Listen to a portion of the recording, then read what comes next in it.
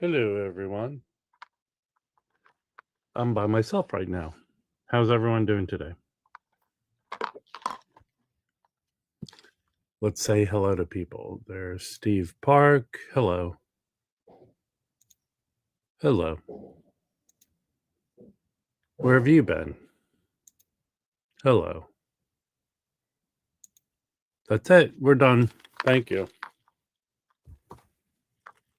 Hey, AZ Mick. Where have you been?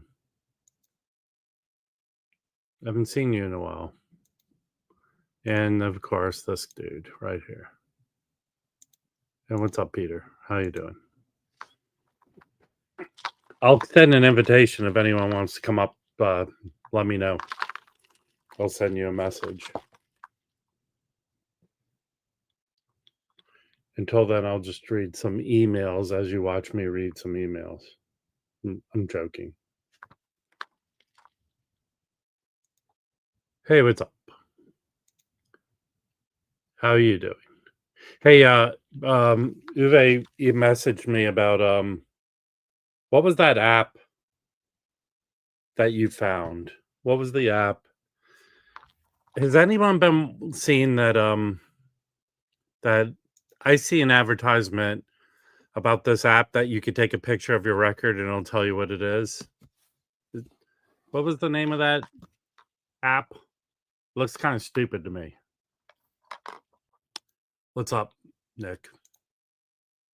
Vinyl scan. Vinyl scan. Let me pull that up on my phone.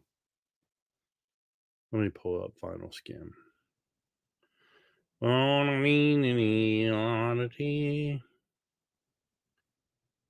Vinyl scan. Vinyl scan. Oh, maybe this guy has. Have you heard of vinyl scan? Vinyl skin? Yes, vinyl skin. That sounds kind It's of weird. It's a new condom to use while you're listening to records. Is it flooring? No, vinyl scan. SCAN. Not as. So you're supposed to be able to take a picture of a record and it'll tell you. Well, here's the deal. It looks like to me, if you take a picture of the record, it can only be worth either $1,600 or almost $8,000. So it's only for taking pictures of very expensive records. Huh. 4 out of 465 ratings on the Apple's App Store, it's a 4.6. That's just stupid. I'm not even if there's purchases involved with it, downloading it, in-app purchases. Let me download it, and I'll take a picture of a record and see what it tells me. Identifies discs, price, and I save. All right, I'm going to try this out. Live on air. I'm opening it. I'm continuing. I'm asking it not to track. You should always ask not to track. Don't track me. Don't track me. And it's telling me how to do it, but I have to take a picture of the label. Okay. All right. Get me to the place where I can take a picture here. I've already downloaded your stupid app. I don't need to see advertisements for it. Oh, this is how they get you. You have to pay to use it. $1.89 a month? Fuck this shit. Yeah. What a stupid ass app. That's an app for stupid people. How many of you have it? I hit remove. Delete app. Delete. Here, I'll do it right now. I'm like a human app. I have this album right here, the soundtrack to The Untouchables. On translucent vinyl. Here's the label. I'm going to take a picture of it with my eyes. This is $10. Thank you. $10 on my auction. Well, not on my auction. It's like a $10 record. It's good. It's Marconi. did the soundtrack. It's very desirable, I think, Very nice. and it's translates on vinyl. How much is that one worth? I just told you it's like a $10 record. Well, I thought you had another one. How about No, this? no, I was just making the sound effect. It's more effective. All right. Do you have the vinyl app that tells you how much records are worth? You mean Discogs? No, there's this new bullshit, and you download the app, and then first you have to pay. It's a monthly fee to use it. Why would you do that? I just was making fun of the reason. Why would you do Work that? them. Good morning, lads. Morning, Maz. Is your visitor still there? Oh, he's here all week. Tonight he plays at the Royal Room. Is he with his band? Is there too? The performance tonight are with local Seattle musicians that he's brought on. But we went last night to there's this organization, it's sort of a nonprofit that does these jazz things around, and a place I'd never went to in Pioneer Square last night. He's still sleeping, so I'm not trying to keep my voice down a little bit. He's a musician, they sleep in, But we went to this thing, and there were over 100 people. It was packed, a lot of young people. It's an audition night. There's the house band, and then you sign up, and every song, they bring in like a different drummer, different bass player, horns, guitar, piano, and it was tons of young people. It was amazing, and Jacob actually said he's never been to a club with so many people for seeing jazz. Like in LA, people don't see jazz like that. Are they students, or is there a? They're students, musicians, but it went from like teenagers. It's all ages Do you know if there's an my active age. jazz scene in Seattle? Well, apparently there is, and it was great. I mean, some were better than others. There were some that weren't great, but they bring in a new set and they do standards, and someday my prince will come, or some obscure, but pretty much bluesy jazz stuff, hard pop. It was excellent. We got there. It starts at 7:30. We got there at 7:45, and we couldn't sit. We had to stand in the back until later. Some people moved. There's obviously fans of some of the students that would hang out there, but it was a great vibe. And that's every Monday night. It's not a school. It's the jazz. Hold on a second. It's called the Jazz Fellowship. The Jazz Fellowship there. And that Pioneer Square is the downtown. No, Pioneer Square is the old brick area, kind of near the waterfront. Okay. It's starting to revitalize again because it got decimated. It's the area downtown near the water. No. Well, downtown is, but that's further. It's not north. Near where the stadiums are. Yeah, Pioneer Square is close to the stadium. So I've been there. Yeah, that's not downtown, but it's called Pioneer Square. Okay. It's been a little rough area lately because of some homeless issues, and a lot of the missions are there. Mm-hmm. But it's been revitalized since they tore down the viaduct on the waterfront. It's being revitalized, so it was great. It was a jam session, yeah, Mike. There's a house band, and they're ringers. They're amazing. They're older. They're probably 40s, 150 maybe, and they're great. So they play like a set, and then you can sign up on a list. Jacob actually signed up. Unfortunately, he got in with two terrible people playing. So he says, don't ever show the video. I sent it to him. We're destroying it because the guitar player was terrible, and the piano player was okay, but every set they would just call up from the list. It would match them together just randomly, like a whack-a-mole, and it was really good. And yeah, if you ever come back to Seattle, anybody, it's Monday nights, but they have this whole calendar. I don't have it here. How much is it to get in? Every week there's like 3 or 4 things every week of jazz, but the Monday night thing is totally free. It's you can buy wine and beer, but you can join the organization and be a supporter for $60 a year for a normal, or $250 a year for a patron. but $60 a year is great. There's a student rate for less. But how much I does want to it- go to a how lot of more of these things. It's so how much good. did you pay to get in then? Did you pay to get in? I can't hear you. Can you hear me?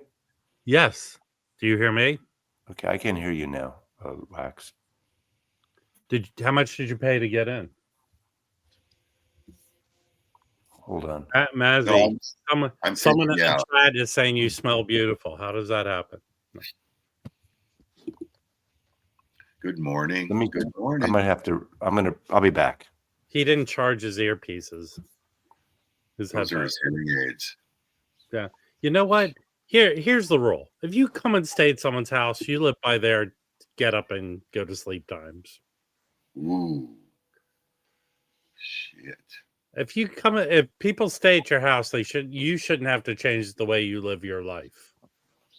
Hey, while Mazzy's dealing with technical issues, let's bring up Mazzy.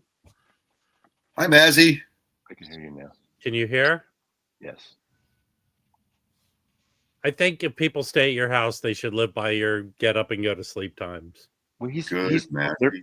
Anyway, he's playing tonight at the Royal Room, so it's not a late show. It's like 7:30 to 10 or 10:30 or something.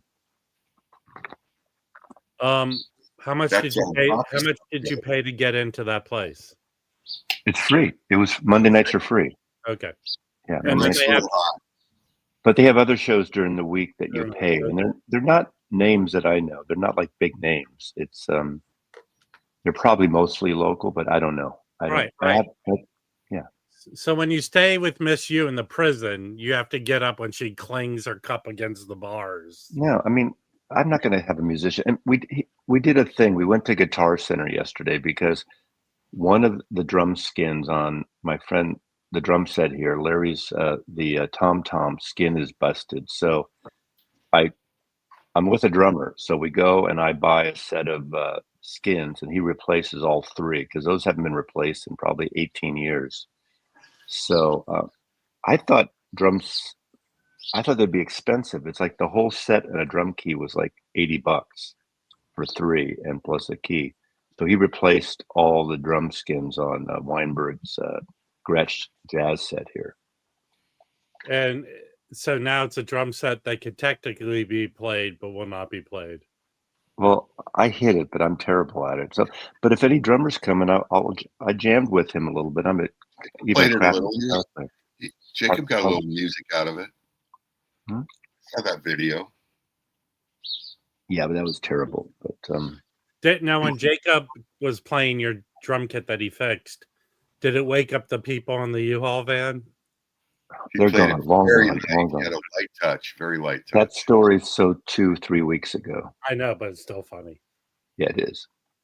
It's a nice kit. It's the cheaper of that Gretsch kit. He was telling me all the stuff of, when you take the rims off and you put on the new heads and what makes it. It's a Catalina, I guess the Gretsch Catalina set. It's an 18-inch bass drum, I think. I like an 18-inch bass. I have an 18-inch bass drum. Yeah, but it's a jazz set. I mean, Larry had a Ludwig. He had the Ringo set for years, but he had a blue sparkle version of the Ringo set, the big 24-inch. I have a set that's really easy to move around. Yeah, I can tell you one thing about Jacob. I don't think Jacob has the ability to lie. Like, if you ask him a question he's uncomfortable with, he just can't lie. What was his review of your drum kit? Oh, he liked it. He has the same kit, but the next one up. Okay. Plus, but the cymbals, Larry has those Zildjian cymbals are from 1966 or 67. Zildjians. But look at this. I took this picture because I thought this was interesting. Hold on. Oh, I thought. So you did. From a certain view, with his haircut, you think he looks like Morrissey. He looks like Morrissey. He does. If you ever meet Jacob in person, he does not look like Morrissey. He's a young. Like in my thought, he vaguely resembles someone who might have been on the CW in the right 90s. So you can buy this at the In Groove. It's cut by Kevin Gray. It's a Stoughton cover. It's hard bop. You can Excellent buy record. actually. He's done a good job. At least all the stores around LA. Yeah, you can buy that anywhere. You don't They're have to go to the store. They're copies of it all over LA in every store. He did a good job Better about believe going it. and getting them to carry. Angelo, he does show up, so he doesn't act like Morrissey. No, he walked off stage. He ended the show after like one song. Well, apparently Morrissey's getting death threats. That's why he canceled his tour. I don't know. Yeah, well, that seems kind of lame. It does. I mean, isn't the price of being famous? I know my price is receiving death threats. So can I show some jazz records? Jesus Christ. Please Yes. don't. I'm asking. I'm in this jazz mode. I got up first thing. I You mean smoked one of jazz? those. I smoked one of those jazz cigars and There you go. jazz cigarettes. Excuse me. So these three are interesting. You know what I'm going to show you. Okay. Kenny Barron. These are the upcoming new muse that Zev Coleman. Yes. They're Stoughton jackets again. Mm-hmm. Carlos Garnett. This is interesting. This is more of a big band affair, a small big band, if that makes any sense. It's avant-garde, spiritual, Latin jazz. That's what it's more big band. It's my least favorite of the three. I mean, it's well done. That's the one I don't have of the three. This is the best. This is the live album, but this is the best. Okay, that's now I ordered that even though I have an OG, which is a $300 record. But here's my opinion on the original Mazzy. It's not a great sounding I don't know. It wasn't mastered well. I'm not talking about the music, not the music. I've never heard it before, so it isn't a. It doesn't sound so hot, so that's why I'm interested because Zev for Record Store Day about 7 years ago, 3 months after that performance was recorded, it was a live performance at that Left Bank Club in Baltimore. Right. 3 months after that, virtually the same exact band did a show. Zev released the whole show. It's 3 LPs. And that thing sounds excellent. Isn't this great sounding record? Isn't this some of the bands from Blue Train? Isn't it some of that band? No. It's Woody Shaw, Cecil. Can you move it closer? It's Woody Shaw, George Coleman, Hugh Lawson, and Cecil McBee. Oh, okay. I don't think any of them are on Blue Train. Okay, I'm thinking of something else. Okay. That same band, it's worth seeking out. That 3 LP set is excellent. Yeah, I have it. But let me say this. Okay, I have never heard this record, and I haven't heard the original, like you say. It's not. This is a really good live sounding record. At least this version of it.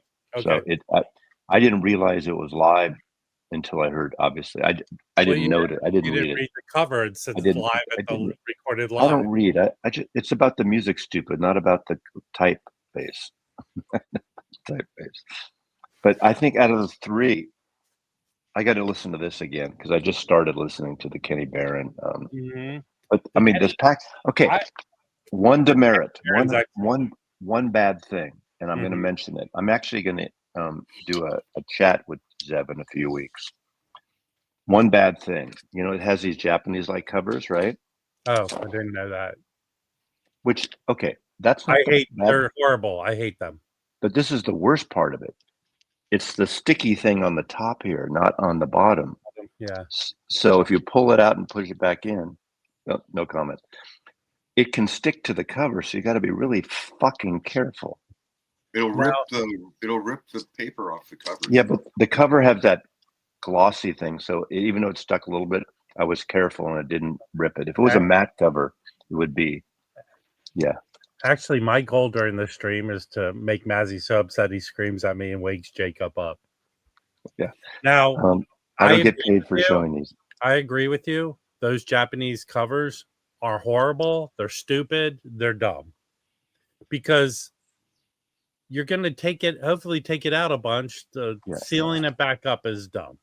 It's got the hype. They should do, I think the Rhino Reserve have a good compromise. It's sort of this heavier stock, but it's open and has the hype sticker, so you can just slice the hype sticker and pull it right out. And leave Yeah, it. but isn't that a bad placement of the hype sticker? Who I don't decided on mind. that? Oh, this? Yeah, I know that's Yeah, not right. that's stupid. Well, it works on Yeah. these because there's no type up there. Well, they're you all know? no, those are off to the side. Yeah. That they put the one dead in center. Well, the problem with this is if you want it high because theoretically it's in a bin, so you want to see it. I mean, it really should go right there. I agree. Yeah, because it's covering up the fucking artist name right here. But this So- is still the best one. So Time Traveler. here's what you can do, Mazzy. So when you have Zeb and you bring up the stupid Japanese sleeves, so don't say you said it. Say a viewer named the Waxed. So Zeb doesn't get upset with you. I've talked to Zepp 3 times now. So this would be my 4th, I think. You're virtually best friends. Yes, we're Jews. We're both Jews. Oh, by the way, Happy New Year, boys. Happy Rosh Hashanah. Rosh But Hashanah. Mazzy, Zev and I grew up in the same place. He's from where I'm from. I know. Can you do me a favor and make us all the same size now? No. Yell. Being too calm, Mazzy. No, I'm wearing my headsets today because I don't want Rob's yelling and screaming to wake up Jacob Went. Way too accommodating there, Maz. Way too. If I have guests, I take care of my guests. You know, I mean, yeah. Mazzy, listen. Mazzy leaves a mint on the pillow. He gives you an option of a vegan or. I leave a pack of Mentos and Ricolas. Do you get to keep the shoe, the little slippers, the bathrobe? No. Oh, no. Actually, what I don't like is that thing on the toilet saying this has been sanitized for your protection. I do like though that the toilet paper is folded into a triangle. That's nice. It's like a little flower, like a rose. Yeah, I don't do any of that. So, and we went to Whole Foods after going to Guitar Center because he has to pick up. You know, there's certain people. You have guests, and there's certain people that have particular dietary things, so they have to get the kind of things that they can eat. Like, you know, these people that drink fucking almond milk, right? Almond milk. Rob has to have a chili cheese burger. What the fuck? At least twice a week. And if they're not really coffee drinkers, what the fuck? They don't belong in my house. What the fuck? Mm-hmm. He doesn't drink coffee? Mm. Man, I don't trust anyone. Coffee. Yeah. Okay. How can you not drink coffee and be a drummer, right? I would say this to his face. I just don't want to wake him. So he sounds like he acts like Morrissey. Actually, Angela, it's true. No, he's a very nice guy. Angelo only acts like Morrissey in Germany. Right. He is a very nice guy, and we will. Angelo, wait. I learned. So I have my auction on Saturday. I learned 2 things new from this auction, and it's a shipping thing. So someone that bought from me lives in Ireland. And I know that there's a difference between Ireland and Northern Ireland, right? Yep. He sent me his address. He put Northern Ireland. Well, that's not an address, I learned. It's the UK. So I learned that shipping to Northern Ireland is shipping UK. We'll see if you used Whatnot. That would be taken care of for you. Do foreign people, can they buy on Whatnot? Yeah, I didn't know that. Like my first auction or second, I was printing out the labels that's already pre-printed, and one of them was in South Africa, and I had all the import note. Okay. You know. Yeah. Here's the other thing I learned. Someone bought from me in Canada, and I use UPS because it's drastically cheaper than the postal service. They don't deliver to PO boxes. Oh, right. So I don't think I should. If I do, don't bust my balls, Rob. But this is excellent. You've shown that before. Okay, I said don't bust my balls. Anyway, I just listened And to it again I yesterday. have that one. I have it. Yeah, It this is does. the new OJC, and it's Yeah. excellent. Yeah. Um. Yeah. Oh, by the way, I'm doing an auction tomorrow noon Pacific on Whatnot. Butcher cover, Yeah. mono vinyl box. How's that a good time? I'm just doing it then. That's when I do it. There's a Beatles mono box sealed in the box. Some rare Bowie stuff. How much Noon are Pacific you tomorrow. setting a price at that? I'm setting a minimum price, so it's not a cheap price, but it's cheaper than you could probably get it for. So, and what else? Yeah, so I'll tell you one record. Okay, I picked up some records. Let's see if they're here. Okay. I don't know what I did with the other one of that, but this record right here. So I know a rare jazz record is this record right here. This Ray Bryant trio on Prestige. I found this over the weekend. It's a Japanese copy, but an original of this is pricey, and it is a really good record.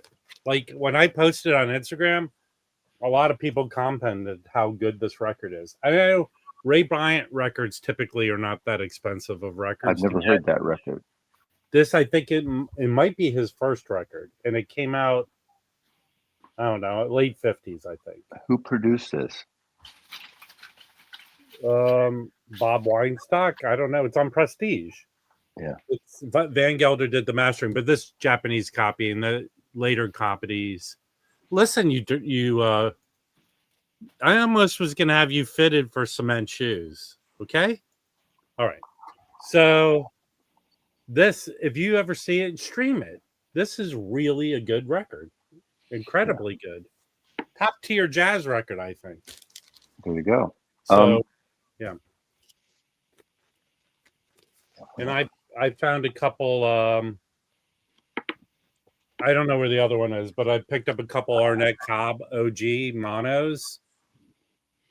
And this is good too. I don't know how many people really praise Arnett Cobb, but it's good.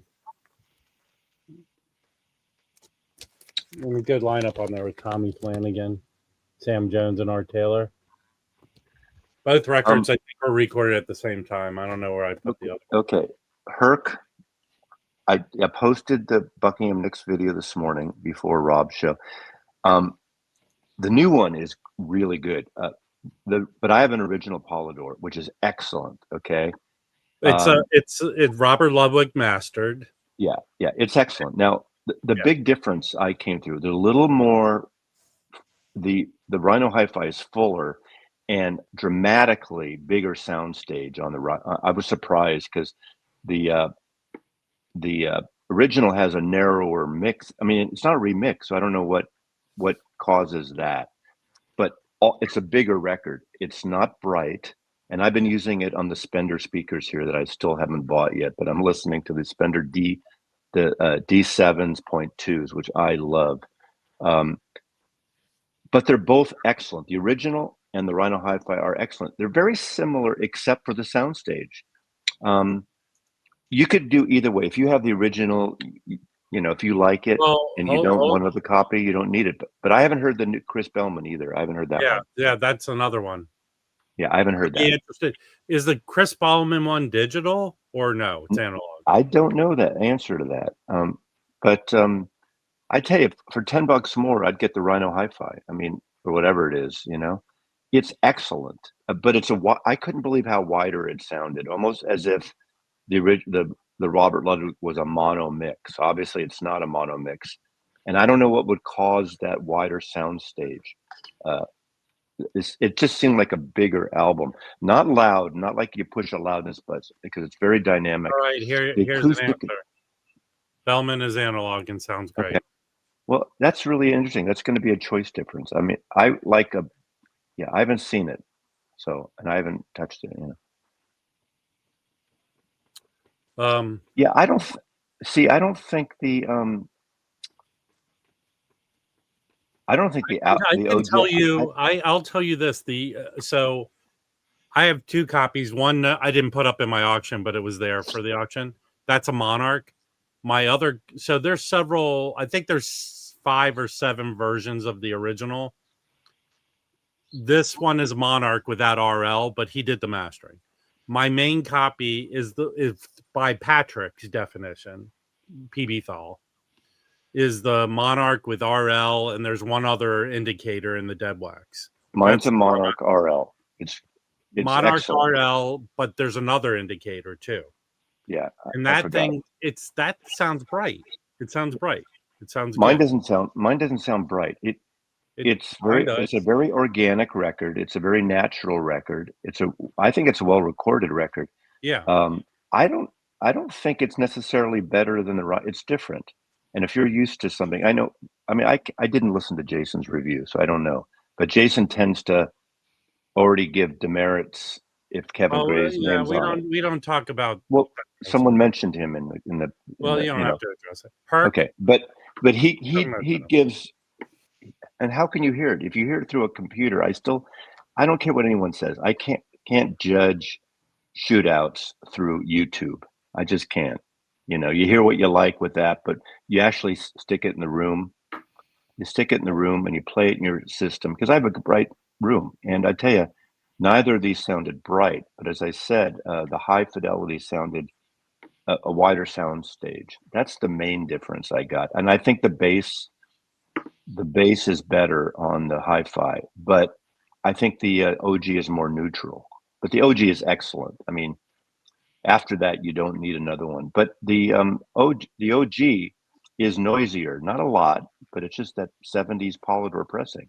It's quiet, but not super quiet. Whereas the Rhino is dead silent. So, well, here's the main thing, Mazzy. Yes. People don't have access to that album. Now they do. Right. Yeah. And I'm sure obviously Chris Bellman stuff's amazing usually. But I haven't heard it.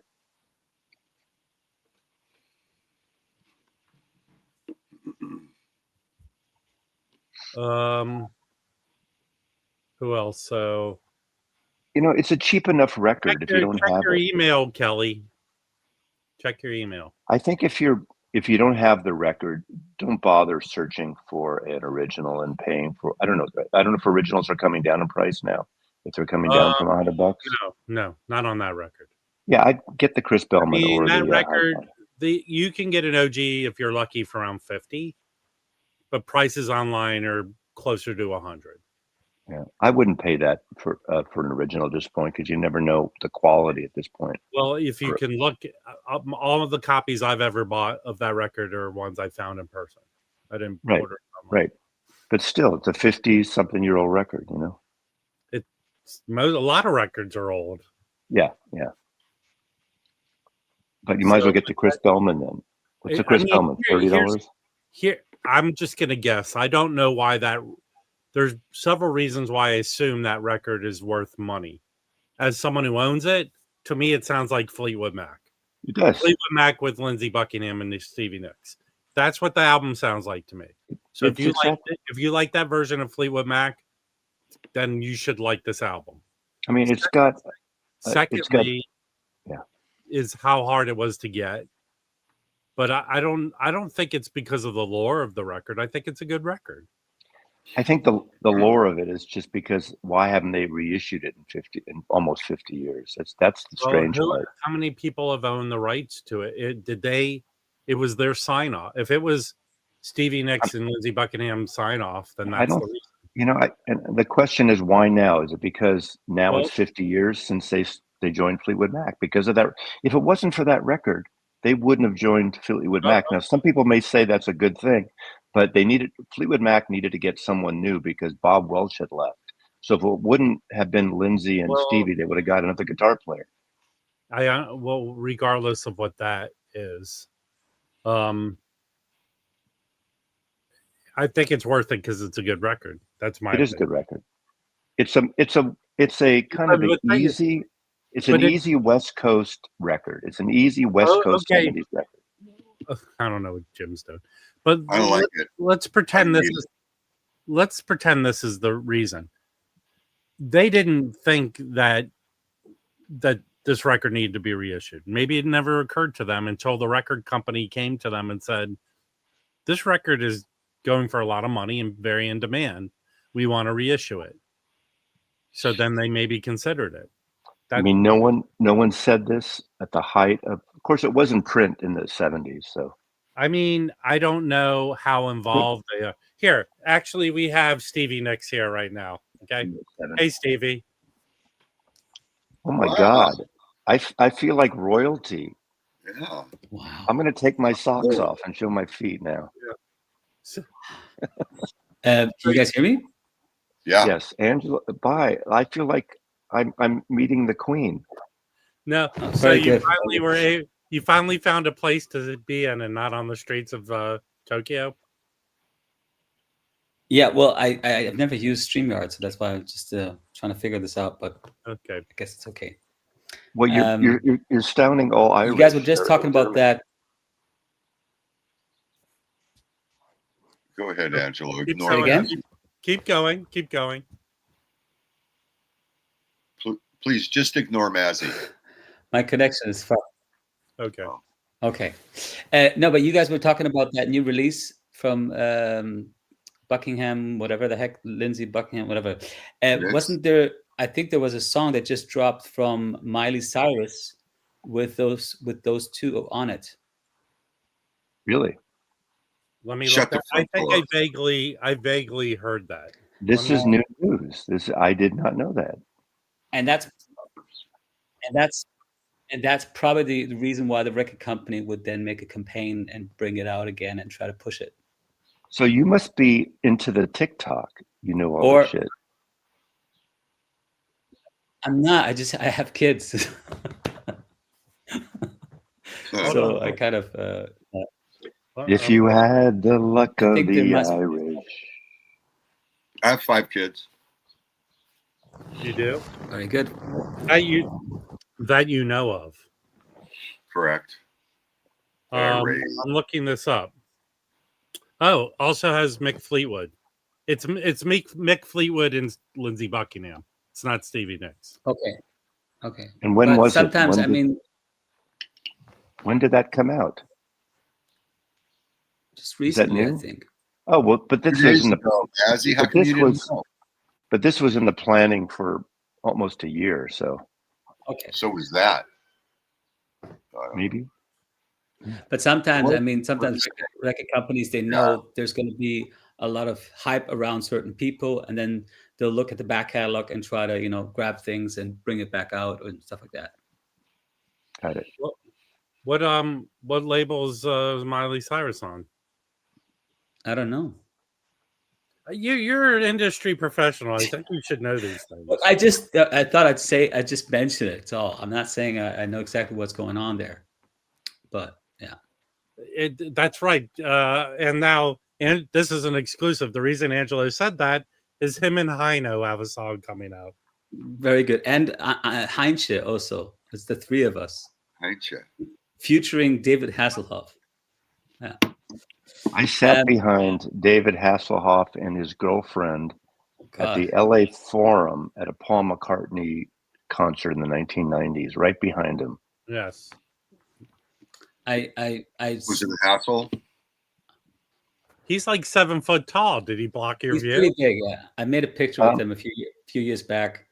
And I've seen him twice. Once when I was like 5 years old on this big TV show, and he had that car. He was still doing that series, that Knight Rider. Yeah. And he had that car there, and I was 5, 6 years old, and I saw it for real, and I was like, my God, this car actually exists. And I touched it, the car, not him. And then just a few years back, I saw him again at some TV show in Germany. Oh God. So I made a picture with it because I thought it was too funny. I had to. Was the car Agnes Moorehead? Am I wrong about that? No, you're thinking my mother, the car. And it was. Hey, Angelo, you want to hear my car story from when I was about the same age as you? When you had your car story? Okay. I came out to California with my grandparents. We went to Universal Studios. And one of the setups they had there when you walked around was a big giant van and it was to kind of promote my favorite TV show at the time, The Incredible A-Team. Hulk. Oh, I thought it was A-Team. Okay. No, that's a little. I wasn't an A-Team guy. You're much older, I But guess. at Universal Studios, you could lift the van up like you were the Hulk. Right. You could lift it up yourself. That's Oh, my nice. car story. I That's touched pretty it cool. too. That's what pretty she cool. said. I used to walk past the freaking Batmobile on my way to elementary school. Oh. That's right. It was at And- ABC on Talmadge. And Jim, you like to admit here that the man inside offered you candy, right? Yeah, Rob used to walk by the white paneled van on the neighborhood every morning. Yeah, thank you, Mazzy. And you were behind the wheel of the car. And Jim, was it the Batmobile from that series in the 50s or 60s? It was the 60s while it was going on. Really? And there was a motorcycle, the Bat Cycle. There was even a Bat Copter. There was all kinds of Wasn't- shit. Didn't the Bat Cycle have the sidecar? I think so, yeah. Yeah. Hey, The You could see Robin it in was- the fence. Angelo's here, so you guys be quiet. Angelo, No, but what's going on? What's the going fun- on in your life? Actually, that series, the funniest part for me in that series is Bruce Lee was playing his first big role in Huh. he was playing a stereotypical Asian guy. From the Was that Green. was it was before a spin-off Green of Hornet. Green Hornet, a spinoff of Batman. So, Angelo, are you in the midst of working on the whole album now? Yeah, I'm almost finished. In about 2.5, 3 weeks from now, I'll record the last few songs, and that's the last session. It's been every few months going in with all the musicians and recording 3-4 songs depending, and then continuing to write my material and get it ready, and then so it's the last session. After that, straight into mixing, and then after that, I'll be mastering end of October. And I'm in contact and talks with a very, very good mastering engineer who's in the States. I hope in the next few days we'll be able to fix it, the fee and everything, but it looks like it's going to be possible to do it. And don't want to say anything yet until it's 100%. Right. Yeah. Let me ask you this. This is an important question because, the trends are big. There's this whole trend. Special vinyl. If you're going to do vinyl, I'm sure you'll do at least one of the vinyls that the kids like. There's the thing about liquids in vinyl, a special liquid edition, like there's blood or coffee or semen or whatever. No. I think, Mm. and this is the perfect time because Netflix is about to launch, if they haven't already, the story of the Guinness family. You should put Guinness inside a special limited 1,000 copies vinyl press with Guinness stout. The problem with those liquid vinyls, they sound like crap from what I've heard. Oh, fuck it. I mean, if someone's drinking 6 Guinnesses, I hung out with those Brits a day and they were like totally fucked up. They were That's drinking 3 Guinnesses per pub when I was like nursing one half. 1,000 copies only. We don't give a shit how it sounds. But you're gonna go like this and it's gonna be Guinness foaming around. Well, that's the thing about like picture disc vinyl. I wouldn't have a problem eventually to bring one out if it was just for some kind of cover that is iconic or something like that. But then it's just more of a collecting item because they sound like crap as well. But I think. And Angelo, don't you want to know how to work marketing the business today in 2025? Come on. Hey, hold on one second. Seriously, Angelo knows how his. You put out CDs too, right, Angelo? I do actually. It's gotten much less. I mean, I've noticed also that the numbers have gone down drastically. So, but I still have an audience who likes to complete the collection, who likes to. My difficulty is getting my main audience over to vinyl, and then there, of course, there's people out there who discover my music and prefer it on vinyl, and then that's all fine. But that's been a transition the last 5 years, probably. Yeah. At your shows, you have obviously a merch area, right? Yeah. You sell vinyl there. I do, but I tend not to have the newest album because usually the newest record I might have is maybe a license deal with the record company. And once you're in a license deal with the record company, then you're not printing them and you're buying them for the same price that the shop buys them, and then the margin is much less. Yeah, so yeah. if I'm supposed to sell it for $30 as an example, and I have to pay 25 bucks, that doesn't make sense on tour, because on tour you have extra costs. You have, you need to have a good margin on tour, because otherwise it's not worth doing it. It's heavy. You got to drag it around. Contractually, now with your music, contractually with your music, are you allowed to sell any music, or anything you put out is obligated? Yeah. Well, I've always tried to keep all the rights with me. They always fall back to me anyway. In the end of the day, when I die, all the rights of everything I ever recorded, everything, pictures, video, I've always been, I grew up that way, basically, own everything. And but the other thing is that I do every now and then I'll have a new album where I have a license deal with the record company, so that they invest and they push and they use their whole staff to try to make it more successful. But usually it'd be that I have all the artistic freedom to just give them a finished product, and then also the length of the license deal, I keep it to a minimum, whether it's 3 years, 5 years, never 10 years. And many artists will give it away and never get the rights back. So that's the other extreme, But usually most of my works is in my back catalog. At some time it falls back either way, and some things, live products, I just make them and bring them out.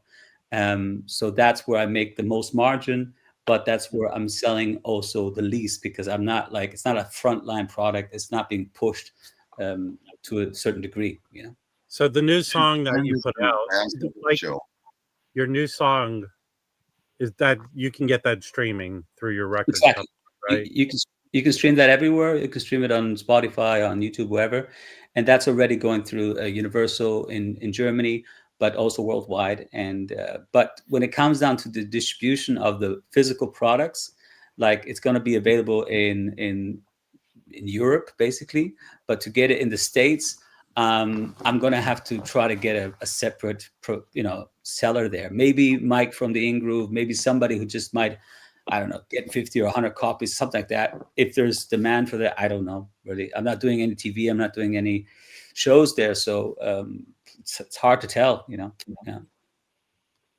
Well, that's why you're kind of testing the market here, coming on the Rob. No, I'm here because I was hoping Harry would be here. Sorry, guys, that I'm not here for you.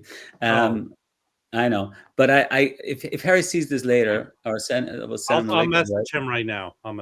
Okay. Then I'll hold back for a second. Oh, he's probably baked. He's probably at home baking. Yeah. Cheers. So Mazzy, you've got a drummer at home. Another drummer. Well, yeah, I don't know if you watch the Jazz Bums. This guy Jacob, he's been on the Jazz Bums, and he did this himself. This is his own thing, and he did it. He got some guidance by Joe Harley, and I guess through Joe Harley he met Kevin, and Kevin cut it. And it's a Stoughton cover. It's a single thing. It's a hard bop record, and it's really good. It came out like a year ago now, so it's not brand new. And here's what I do know. He initially did a run and sold out of it. He sold out the first 1,000. He's on a second. He did, and it was all him. And he decided to do a second pressing. So that's what he's in right now. Fantastic. And I hear, I don't know. I wish he was here to confirm this. I heard he's I don't know. He's submitted it for things. I think he was able to do that. He's submitting it for things. I don't know about that, but he's a typical musician, just showing up at someone's house, knocking on the door, saying, "Hey, can I sleep in one of your spare rooms if you have a spare room?" So he showed up. I pick him up at the fucking airport, and it's the worst traffic. Is the fucking airport different than the regular airport? Yeah, and he's staying here for 4 nights. And we went to a jazz thing last night. He's playing tonight at the Royal Room, which is right near me. I have no idea how many people. He doesn't know, but he was surprised last night at that jam thing. There was like 100 people. It's packed.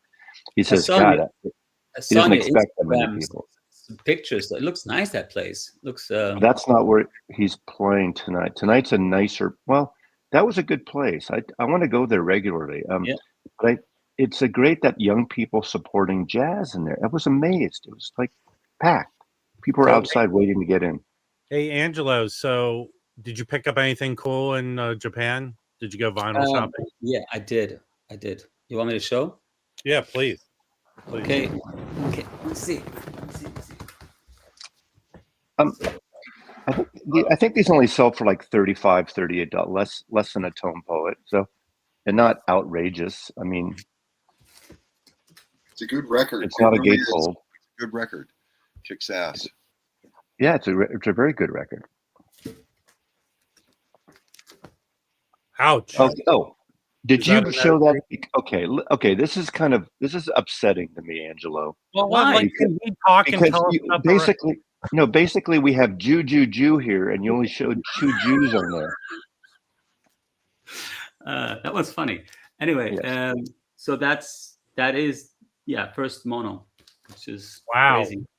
Yeah. Hey, Angelo, like this Record Safari here had a whole batch of OG monos, Okay. and the prices they were asking for them, I can imagine that they would ask like $1,500 for that record. No, it wasn't.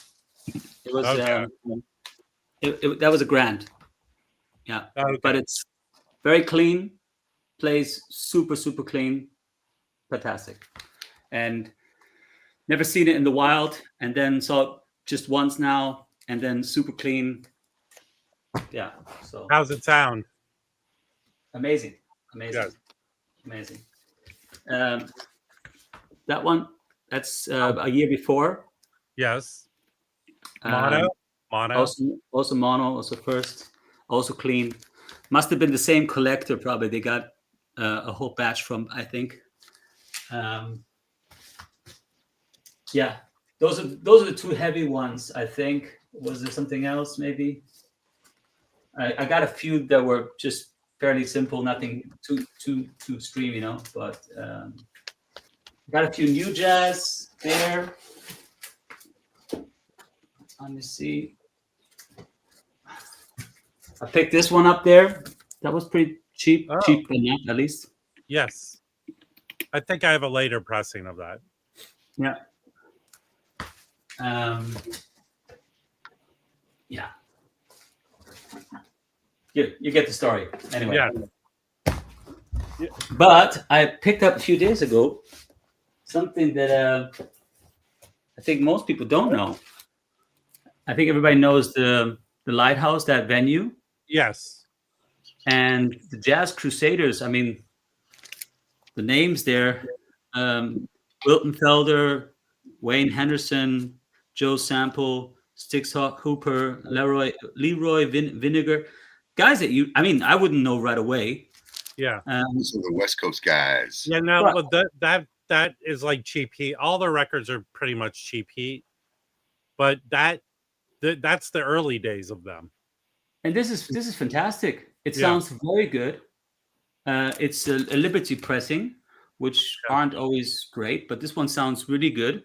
Mhm. And a great live session from people I just really didn't know much, and right away from the get-go. And I think it's like $20 or something, maybe like that. Yeah, I'll tell you, like their later years when they got more funky, like 70s. They have a double album called, I think it's Ghetto Blaster. That record's excellent. Okay. If you see that record, and it's cheap, all their records are pretty cheap, but that Yeah. double album Ghetto Blaster is really good. That's a good No, album. I'm definitely going to see what else they did, because at least that one I enjoyed right away. First listening, and usually you listen to a few times and then it grows on you, So Yeah. So if Harry's not coming up here, I just want to do my thing for a man. second. I That's fine. texted him. He's probably still sleeping, I guess. Yeah, it's fine. So anyway, Harry sent me a package, and I just got here this morning, and I was very surprised. And so I wanted to come up here and to thank him, because Harry sent me this crazy. It didn't get busted at the border. No, it didn't. I mean, it's the cover's busted because he peeled it. Wow, Oh, so that's cool. so wait, that's the one he was working on peeling, Yes. and So he sent it to you. that's the one a year ago.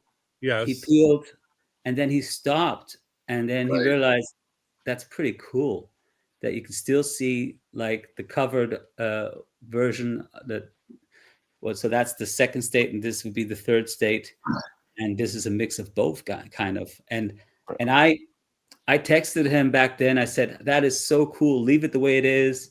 That is awesome. Because what I really like about the Butcher cover is the whole story, is the battles that artists have with record labels, is also the battles that record labels have with the shops and with marketing and product placement and also having to, destroy products that, something happens. And so this really embodies so much of that. And I'm not the huge Beatles fan, but this has always intrigued me. And I said to him, if you ever sell it, Harry, let me know first. I'd like to buy exactly that one because I just like the combination. And well, he decided to give it to me. That's fucking crazy. What a mensch. What a mensch. Yeah, Harry, thank you very, very much. This is a treasure. I'm going to always give it a good spot. And so, Nice. yeah. From Now- Ireland here. Thanks very much, Harry. One bit of wait. historical. Wait. Angelo, hang out. He's on his way. Okay. One bit of historical history.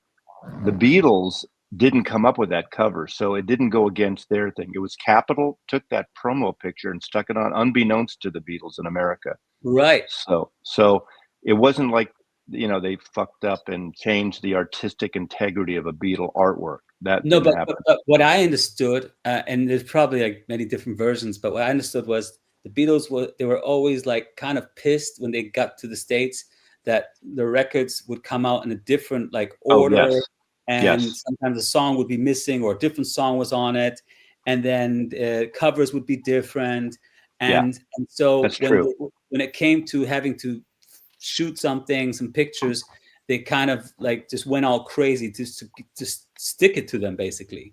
And whether they intended to that become a cover, I don't know. But there was a lot of back and forth until, was it then Sgt. Pepper or until they got more control? In Sgt. Pepper, basically they renegotiated their contract in '67 with Capitol, and from then on, everything had to be exactly the same. And of course, with Pepper, how can you split it up anyway? But Totally. that was the contract. And I think from that album too, latest from that album, it really becomes an album. Whereas before that, their albums would be created out of many like singles that would come out over time and then just thrown together and become a record basically. And so, yeah. Oh, hold on. Loki says that. What's wrong with Bruce Hornsby in the Range? They're from Virginia. Yeah, they're I put it this way: they're better than the Dave Matthews Band. Hey, But Dave Matthews is from Virginia. I don't know Dave Matthews, and what's the other guy that reminds you of Dave Matthews? Imagine He's kind of a yawner. When you turn 80, we can all put money together and book the Dave Matthews Band, and then just have him play in your house all day long. You can. New deck on Mazzy's new deck.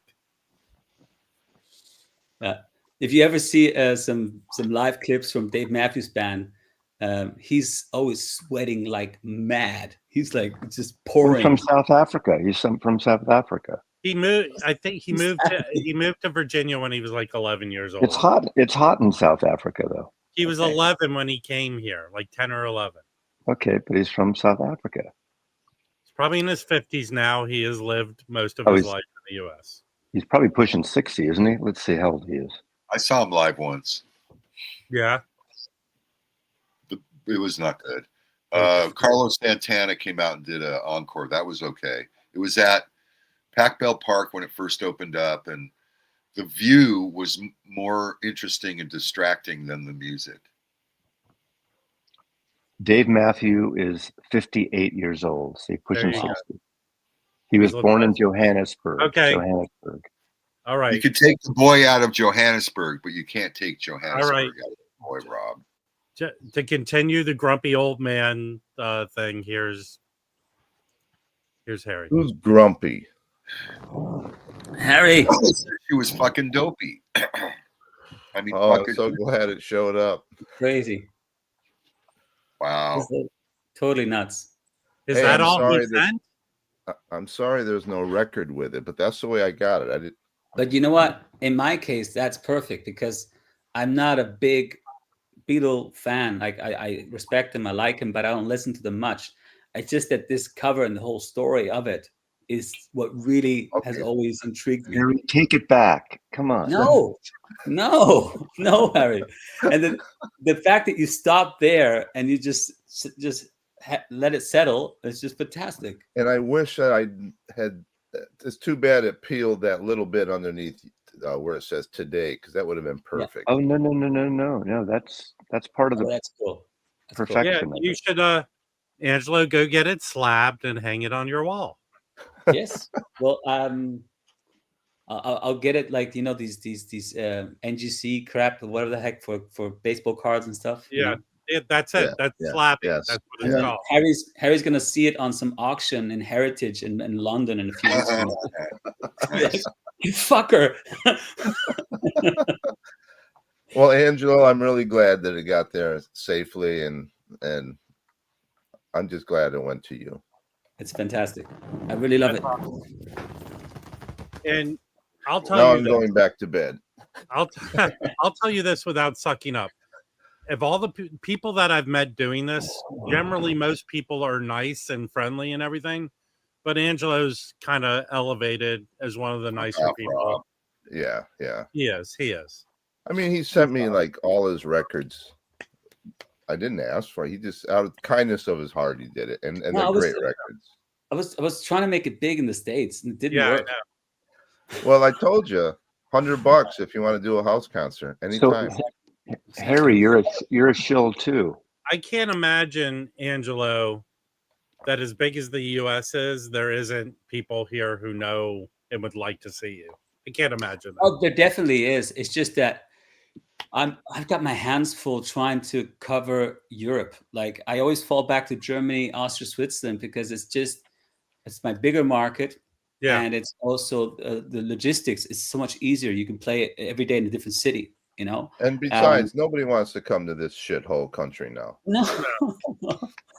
But I've got on my next tour, I've got like 7 countries because I'm not completely done with releasing the tour dates. So it's about 7 countries, and I'm hoping to add a few more, maybe get it up to 10 countries. But I don't think I'm going to go over to the States. It's just too much of a risk. Well, look, it took 30 years for America to finally understand and pay a lot of money to go see Oasis. I don't care what people say. They were not big here in the 90s. I mean, they had a few moments. You know what? Yeah. I disagree with that totally. No, the fact is they were never big here. They had one hit here, or one hit wonder in America. There are plenty of bands. They were able to tour the U.S. when they were. I saw them at a club that holds 200 people. Okay, they did tour, but they didn't, like 30 years ago. They didn't do what they just did now in America with these big stadiums. Angela's even around like in Europe, they never really filled the stadiums. Maybe in the UK, maybe in certain moments, but overall, they never filled the stadiums. Yeah, the fact they were bigger in their mind back in the 90s, except for the saw them UK once. than they actually were. And I only saw them because I went to see the opener, and the opener was Ryan Adams. Oh wow, I'm a big Ryan Adams fan. But I don't know. To me, their music is, I don't know. It's just, I don't get it. I'm not saying it's bad. I just don't get it. It doesn't touch me. They're good, but they're basically not original. I'll put it that way. I think the reason why they're so big now, I mean, there's a few. First of all, Nostalgia. If they had planned the whole fighting with each other for 15 years, then they should get like lifetime award in marketing. Like that's incredible, right? Yeah. But the other thing was also there's no bands anymore. Like really very popular bands.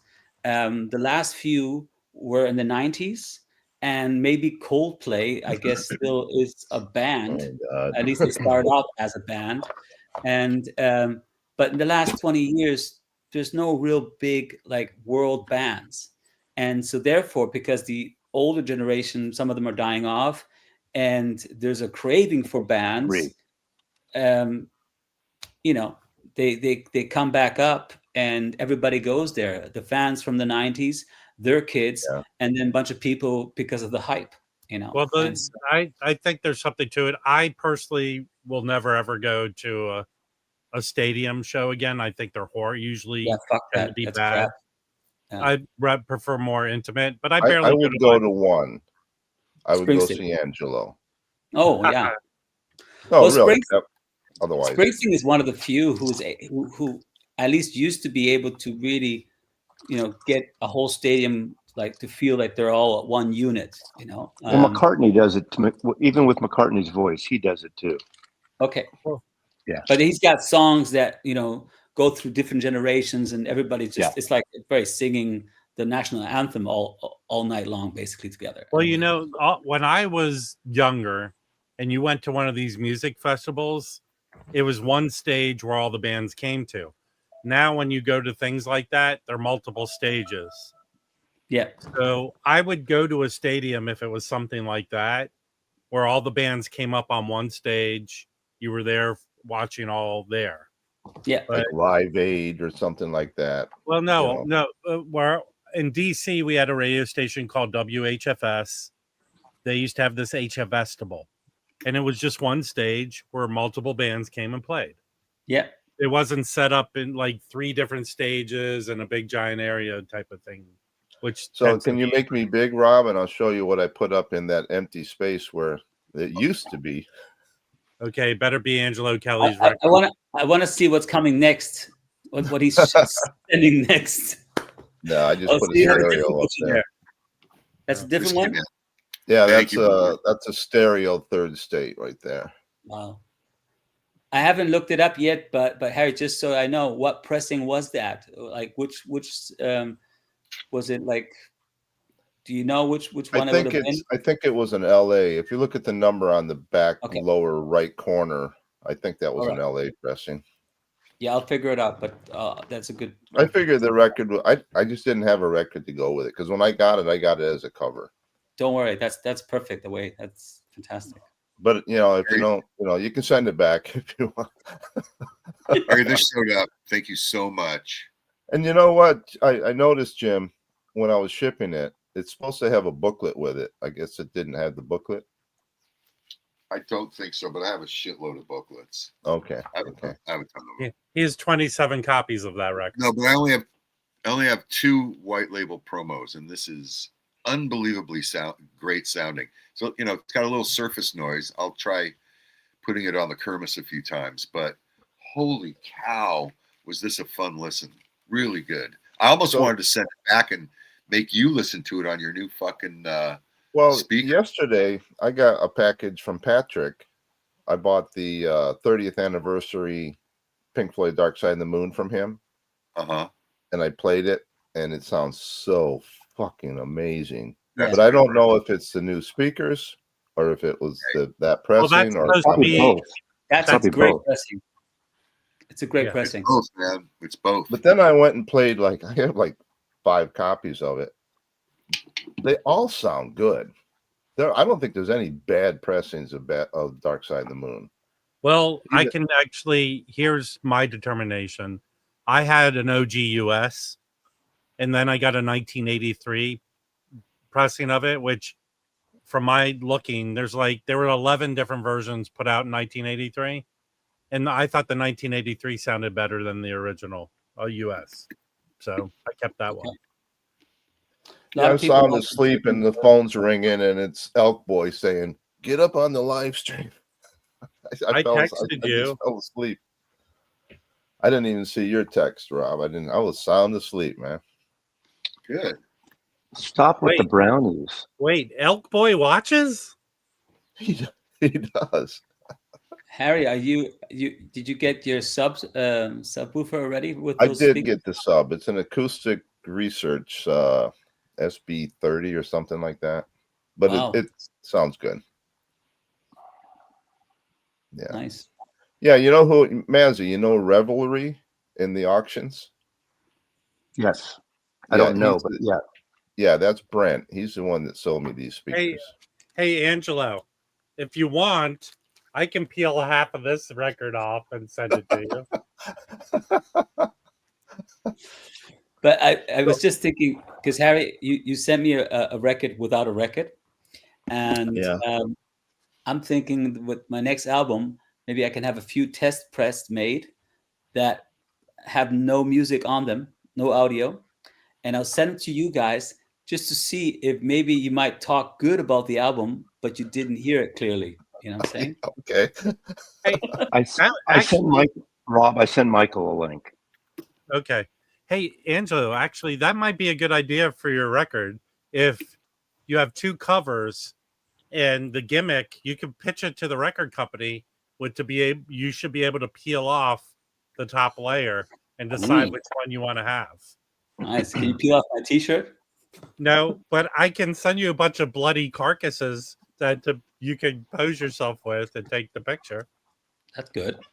I actually extra have something bloody similar to that. This is that record that my friend Ed made for me, Harp for Harry, but it does have a removable cover. Oh, that's He funny. did 100 of these, Now, and every one of them he painted a different cover for. when you Yeah. lift that up, does it erase the cover like those? Remember those kids things you draw and you lift it up and it disappears? No. Yeah.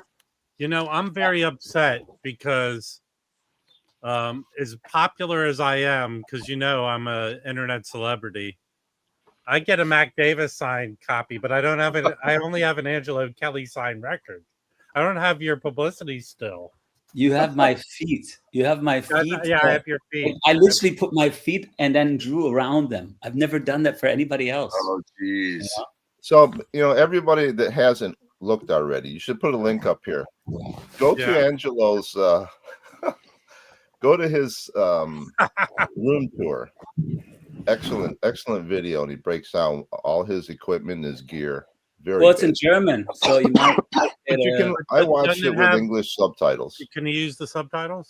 Yeah, you probably can. And I guess AI does also probably a translation, like computer voice. And it's a really good it's immediate. You don't. It's not. Yeah, it's right. It's really good. Actually, I'm being serious with this, and I'm not trying to be. Your new song is very good, and the video is very good too. So people go stream go watch his video, and I'll post a link. That was all analog. I mean, sure, the version you hear is digitally remastered or mastered, but it was all analog recorded. Everybody in one room played it all in one take, no edits, no overdubs, no nothing. And that was the second or third take. And we mixed that onto a 2-track stereo tape machine. And then from that, we made a copy digital and did some mastering in regard to compression and a bit of EQing for streaming purposes. And that's what you're hearing, but the vinyl in the end will have all of those, songs will be a complete analog chain. Yeah. So are you going to do the liquid filled record filled with whiskey? No, Guinness.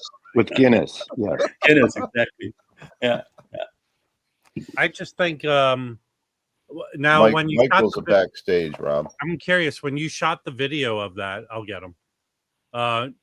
Do you permit that, or you just walked around with a camera person and shot it? Just walked around because it's a bit of a gray zone. You fly in there as a tourist, and it was just me and 2 people crew. Basically, it was a camera guy and assistants, and but the biggest production cost was the time.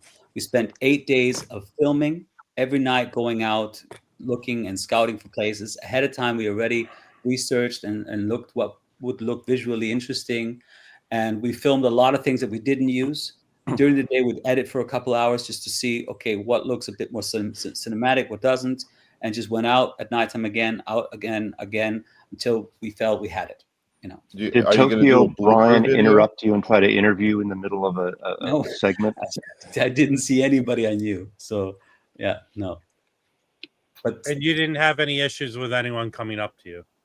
No, but we were also very respectful. We didn't really film people very much, and we kept, because we were mostly at nighttime, there was usually not much going on, so we could do what we want. Do you have Sometimes, an earpiece? Do you have an earpiece to mouth the song, or actually, most of that, like a lot of the stuff that you see in the subway that I'm performing, or even some of the other stuff, I was just doing by like memory of what I thought the timing would be.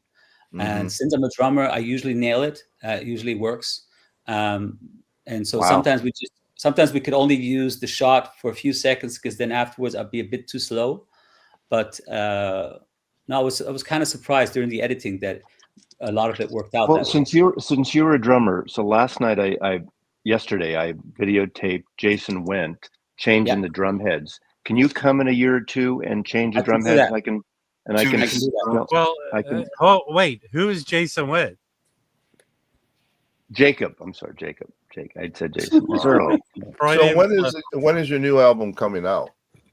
It should be end of January, early February. I mean, I'm going on tour from the 20th of February, so it has to come out before, because I want to give the audience the chance to, learn the lyrics and stuff.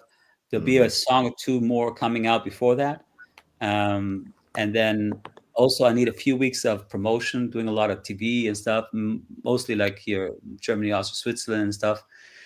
And so I have to do that before I hit the road, and then the tour will continue to end of the year, and it'll be about 50 shows altogether. And Wow. the tour will keep the album going, of course, and then I'll be able to do some more promotion in between as well to keep. Are you going to have merch like T-shirts? Of course, always. Oh, I'm a 2X. Okay, that's in Europe. That's a 3X. Okay. Well, wait. He's talking about his underpants, not his T-shirt. Now, Angelo, is that a solo album you're doing, or is that one you're doing with It your is, family? yeah. So it's probably. I mean, I did Grace about 3 years ago. I call it more of a project album. It was more of I wanted to do it as a bonus record for another family record I was working on, but then that fell apart. My own family project we stopped it because the kids started growing up and doing their own things, and we realized, okay, let's pack it in. We had a good ride. It's enough now. And I had made Grace just in 4 or 5 days. It was supposed to be a bonus record, and it only had old Irish traditionals, but I arranged them in a way that were more of a quiet, more of a ballad kind of style, and all analog. But this is my first album in many years that is completely written by me, and it's more of a rock album, but it is definitely all analog, and it's all live takes, all together, one take stuff. So, Michael, you should get this. It's well recorded. Like he says, it's all analog, and it's a really good album. Okay, yeah, but that's just traditional stuff. But it's definitely. Yeah, but I love it. Yeah. Nice. Do you have distribution in the US? I don't. I mean, you can stream it definitely, because that's worldwide. But the physical distribution, I mean, the physical market has been going down drastically anyway. Vinyl's picking up, so that's at least one thing that's possible. But CDs has gone down drastically over the years. Now, with your main is Universal Germany, right? Exactly. Universal Germany, which would do Central Europe pretty much. Anybody who wants copies will get some, but they won't do the States. That would have to be a separate provider or a separate. You're right. Yeah, I'd have to order it from Germany. You would have to license it from Universal Germany to put it out. No. I did it this way, that if Universal doesn't pick up the option to do that in the States, then I can get a separate distribution in the States. But I think Mazzy, is that a gatefold? Yes. Let's see, this one's not a gatefold. You know why, Harry? Because when I send it to you, I didn't have the other ones anymore. He has the special one for for the higher. Is yours numbered? I have a unique one. Harry, what number is yours on the back? We just learned that the gravy train keeps running for 00193 0602455. Oh, look at Mazzy's. Well, hold on, wait. Hold on, leave that there, Mazzy. Let's look at this. It looks like Mazzy wrote that in himself. He Wow, wrote that out is the a other low number. number, Maz. Pretty fucking low number. I'll tell you something funny. Harry So just got crapped on. The first edition was this one that Mazzy has, green vinyl and numbered to 2,000 copies, and they were gone pretty fast. And then the one that Harry has was a kind of a repress on black vinyl, but it's not numbered and it's not limited. But we only made 1,000 of them. So actually, the one that Harry has is rarer than the one Mazzy has, but people don't know it. Right, and so, Angelo, is this how you deal with telling your kids which one is your favorite? Exactly. Yeah. This is just like a Rhino hi-fi with the insert and all that. Yeah. Now, Angelo, where do you record? Where do you record with your band? Well, my band is 3 of them are from Germany, and 3 of them are from Scotland and Isle of Man, and they all come together basically, and we record in Germany near Cologne. So that's the same studio that we recorded Grace in. It's just for me at the moment, it's the best studio where I can record all analog and also do all the steps. Because, for instance, some studios will have a tape machine, but they won't have an engineer who really knows how to operate it. The guy here, he really does. He's an old school engineer. And then also all the outboard gear. So whether it's compressors, delays, hall machines, anything that you're using, I don't want any digital machines. So that's the other thing. Some people record all analog, but the musicians are playing with guitar pedals or digital pedals or a keyboard that is a digital, instrument. And so I don't know how far you want to go, but for me, I want to go all the way. And so in the mixing, everything is all analog. It's all there's no digital halls or anything, and the ones that are there are not being used. And then the mixing the same. And so that's one studio where I can work in all those levels until the end. Now, Angelo, obviously, Germany's a country that produced a lot of great musicians in every genre of music, but there's some great jazz labels that are based in Germany. Yeah. So, as a professional, are there some hollowed studios that people prefer to go to in Germany? They used to be. I mean, they're still around, but many of them have become like digital, and then in general also, like from hundreds of recording studios, early 2000s, most of them closed down. Like I worked in many of them. Many of them who don't exist anymore. There's one where ECM used to record a lot, in the Baya Studios, for instance. That's one, and that's still around. And they also have picked up analog recording again. They do that as well, but they do a lot. Most of their stuff they do digital, and I think what we're getting in the VC is we're getting a lot of all analog pressings and masterings. But if you ask some of these mastering engineers, at least that was my thing I've witnessed, that when I talk to them, they're like, okay, this is a new production and it's actually a pretty big production, is going to sell a amount. It might go number 5, number 2, number 1 in Germany or certain countries, and it's all analog. They're not used to that. That still has not become a thing yet, and so I would wish that bands really, really start doing that more again, but we'll see. I have a couple of questions. Do you design your own album covers, number 1? And number 2, do you keep and store all your original master tapes yourself? I keep everything because I own everything. Even when I'm working with a record company, if I do give them a license, then it's just for a certain period of time. And I always have the last say on what song comes out, the videos, all that stuff. I've always been that kind of, artist, and that's how I grew up. My dad did the same. My dad, he That's smart. He founded a record company, our own label back then, in 1988, which was the first independent label in Germany for a band, and and with that, later on, sold 20 million copies of different albums. So I grew up learning how to be like independent and having that like as rule number one, basically. And you design your own album covers? Well, Harry, just today you sent me this, or it gets here this morning, and it was just today I started working on the artwork for my cover, and so it's so funny that it comes in right today, and I'm sketching out different ideas with pictures I have that were recently made, but I'm definitely involved, just like with mixing. But I usually have like somebody who's like a graphic designer or somebody who might work on it. But I'll have an idea of what I want, or I'll let them fool around and say, I like that, let's do that more. It depends. Yeah. Did you take pictures of with the video in Japan? Yeah, I did some, That but looked pretty good. Those images. it did. Yeah, but I don't think that will fit for an album cover, because it's maybe more just particular for that song and that video. Yeah.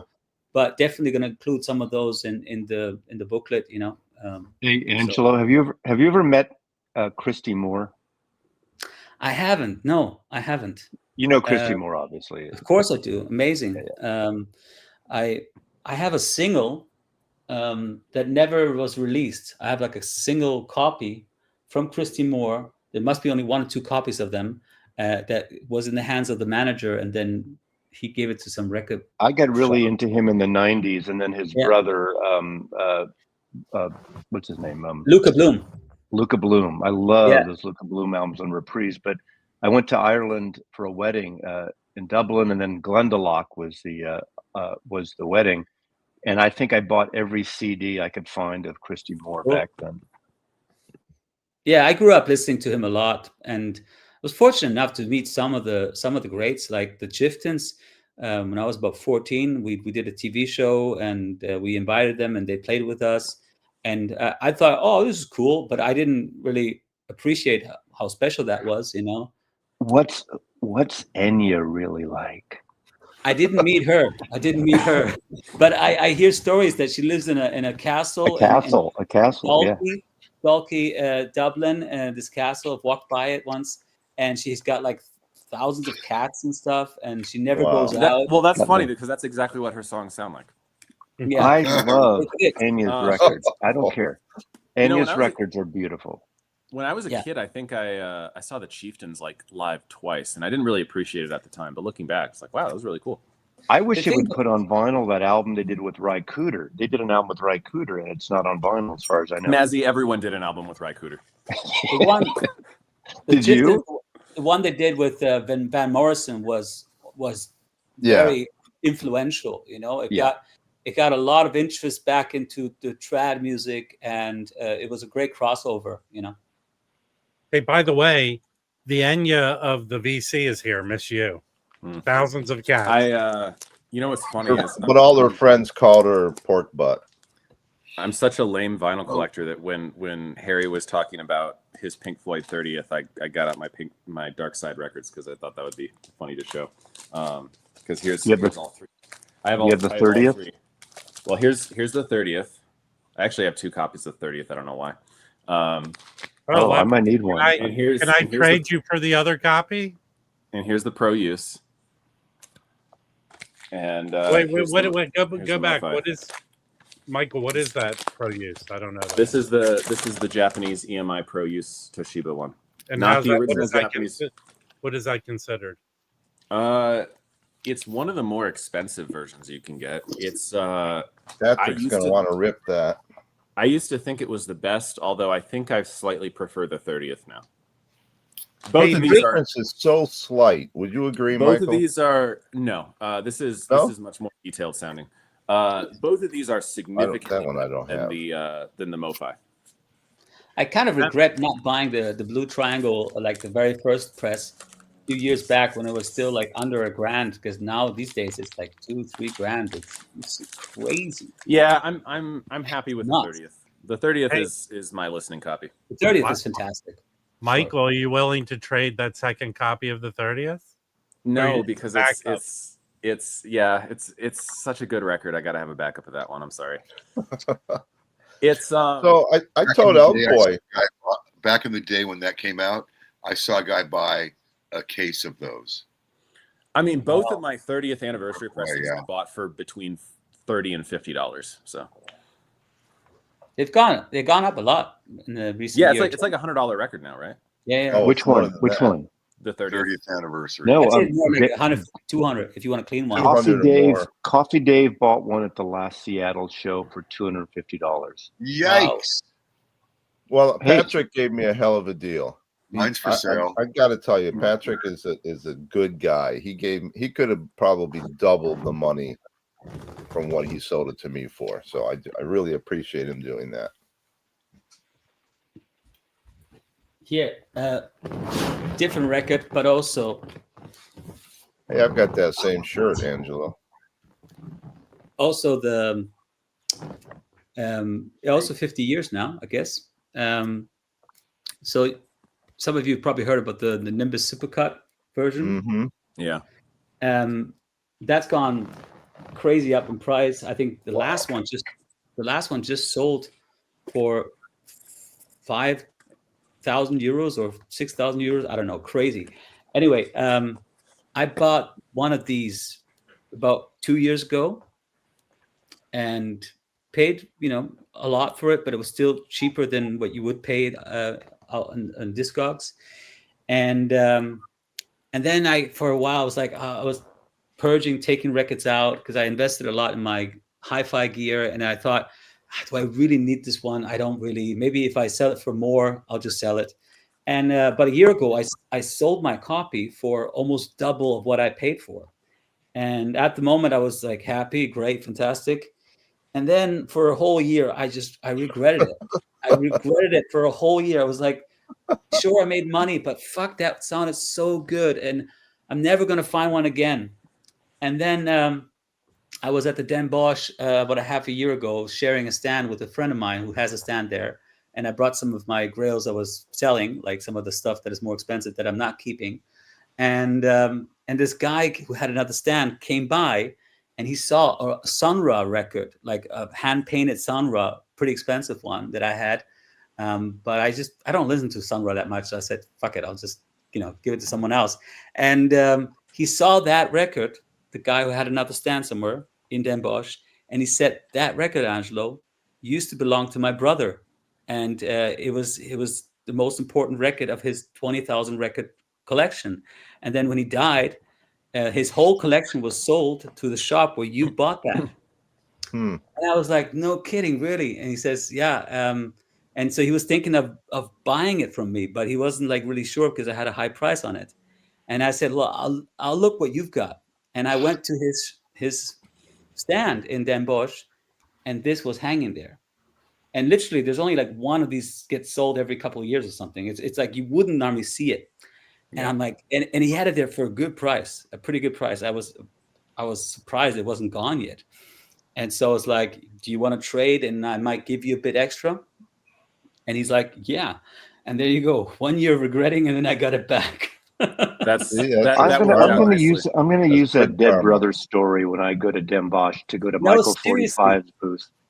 And like I literally got it for under $1,000 basically in a trade, and now one just sold for over $5,000. And so if I had not got it now about a year ago or half a year ago, then I would have never gotten it again, probably because of 50-year anniversary, whatever, all that stuff, Rob. Yeah. Rob Walker. That was Freudian. Yeah, Rob you're the in trouble Wax. this morning, Mazzy. Yeah, I am. I'm still catching up. I'm a little afraid of being here this morning. We got half hour to go. Yes. Is there a U-Haul outside? I want to know, and maybe Michael would be best to answer this. What time exactly today does the rapture begin? No. Oh yeah, I stay away from the crazies so much that I haven't seen much about that except for people making fun of What's today? It's today. Hold on, guys. I'm being elevated to the. Listen. Mazzy, if you need help, make a sign. Like if you're being like, I don't know, I'm getting ready to got go. somebody visiting Well, you. with Rob, it'd be the rupture, but not the rapture. But Hey, I have an OG US of the Pink Floyd record. That's what. Yeah. My neighbors just I sold me like their the sound of the 50th. Is that? Did you just get it or what? It's Are you talking it's about- not out yet. The Are you 50th talking is about not Wish out You Were yet. Here? No, Dark Side. Oh. Okay. My Wish. I'm going to buy that box set though of Wish You Were Here, the I have deluxe. 2 UK copies of Wish You Were Here, and they both sound fantastic. Yeah. That is one where it's worth it to pony up the. I mean, I think you can. Well, now you can't do anything because of tariffs, but before you could get that record. That was like a $80 record. You could get a clean copy for, and that was totally worth it. I do want to say something. I won't talk about the subject matter because this is Rob's show, but I applaud you, Michael, to explain something that was pretty complicated to explain it pretty well. You know what's funny is only like 12 or 15 people unsubscribed from me after that video, which is I call that That's a win. You probably got 20 Yeah. new subscribers after that or something. Does anybody know this one? No. No. But Harry, you interrupted Michael talking. Oh, I'm it's okay. sorry, Michael. How rude. How rude. But what's funny is I'm sure all 15 of those people, left like 5 comments each. It's great, and they very angry at me in the comments. But you know what? If you because here's the thing, I didn't even touch on like anything political in terms of like U.S. politics. I didn't talk about U.S. politics. I didn't talk about policy. It's literally just like the only people mad at this are people that genuinely like hate America. And I don't mean hate America in like a cultural sense, like, oh, we're so dumb, we got our own problems or whatever. But I mean like want like authoritarian fascists to defeat America militarily. Those are the people mad at me in the comments. And honestly, why would you watch me if that's your worldview? Well, I don't understand. In your video, You in gotta be videos like careful, that, though, when Michael. somebody comes up and says, "Here's the deal. If you don't like it, turn it off now. Just move on." That's it. I think the absolute funniest thing was I got like 3 people in the comments that were yelling at me about Palestine when I didn't even say anything about Palestine. Yeah. And I'm like one guy is like, fuck Israel and fuck all Zionists like you. I'm like, where did I say in the video that I was a Zionist? Right. Well, that's it. Yeah. It wasn't the topic of the video.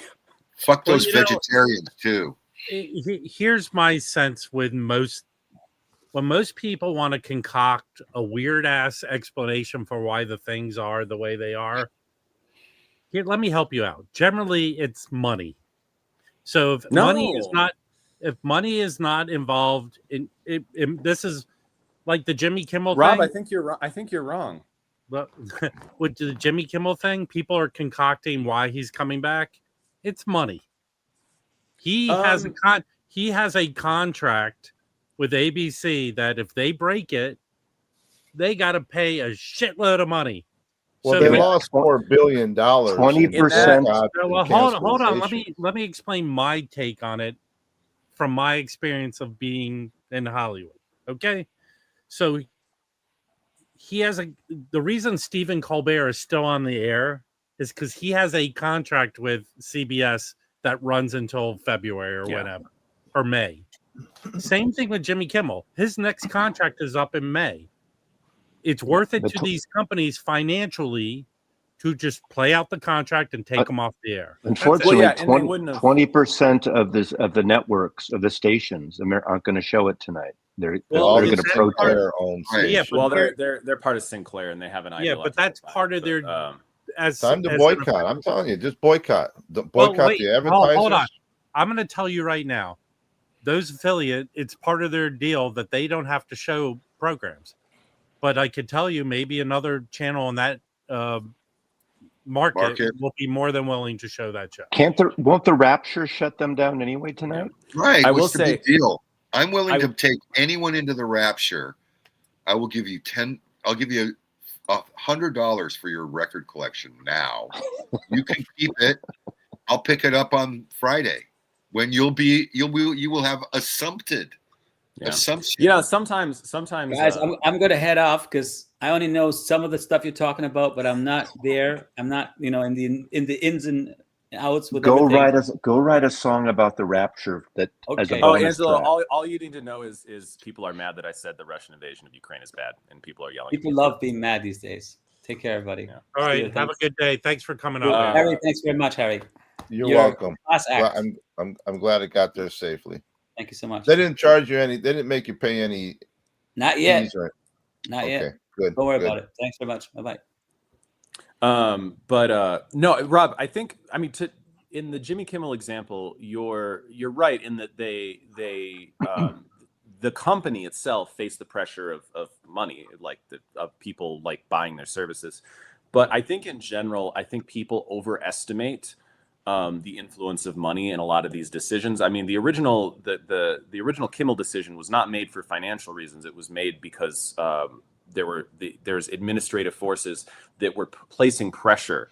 No, Yeah. I understand that, but they were placing pressure based on a company wanting to merge with another company. Yeah.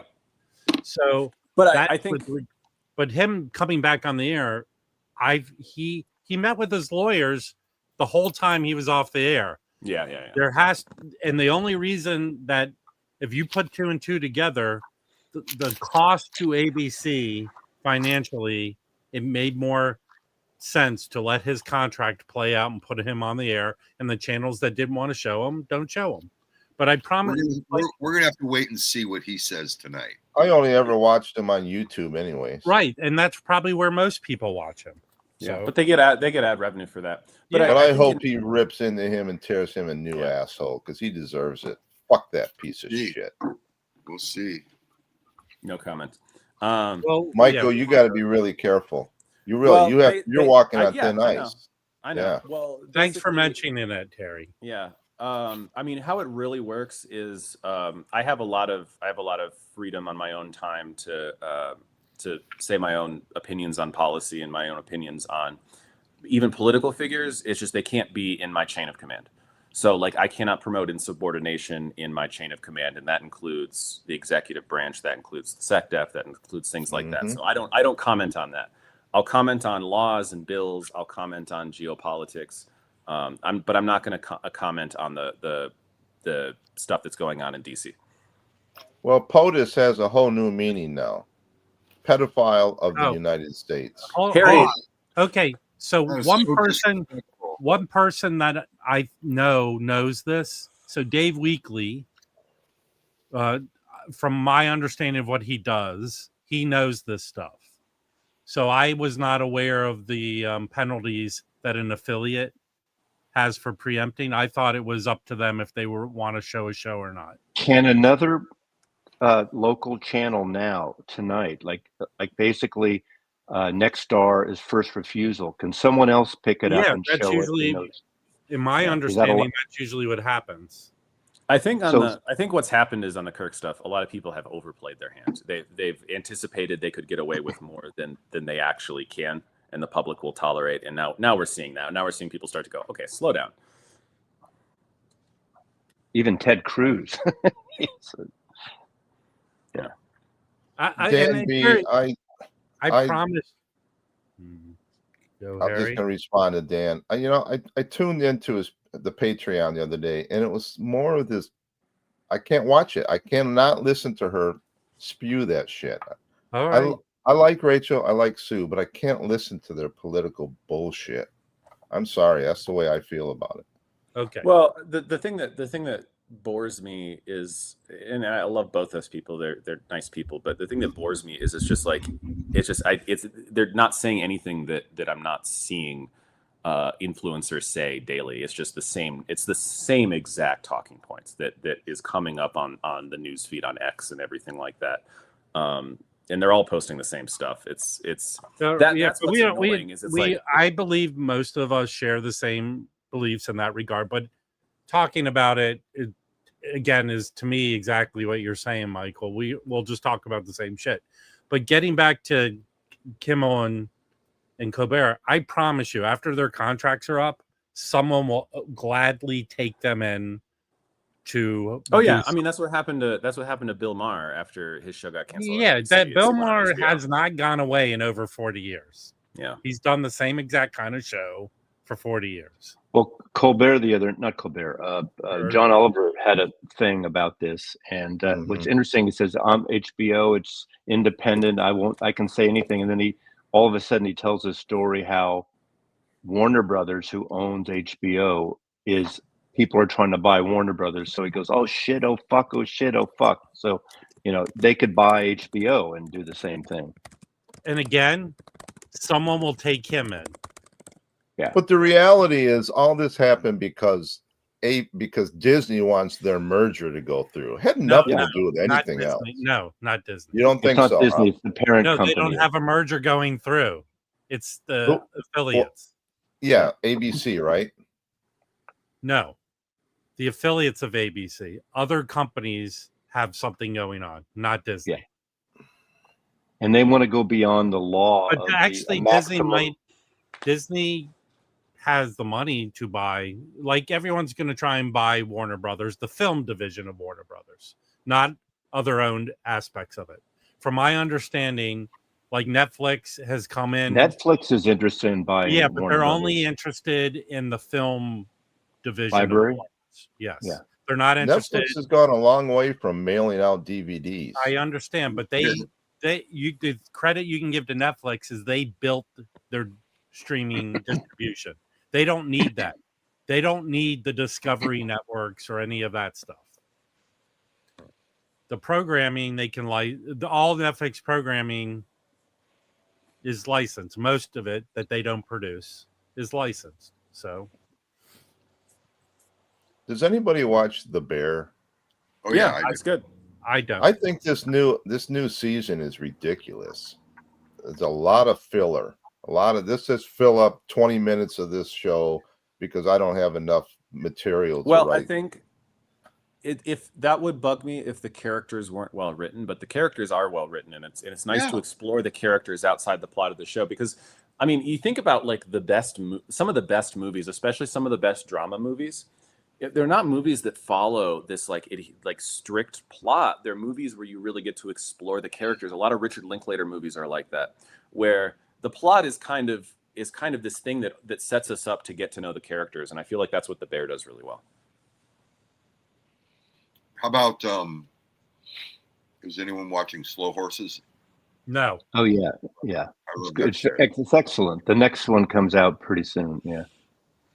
I mean, it's just a good British thriller, is what it is. It has one of the most amazing bits of acting I've ever seen in my entire life. Yeah, it's subtle acting. You got Gary Oldman doing his Columbo bit, but he does it really well.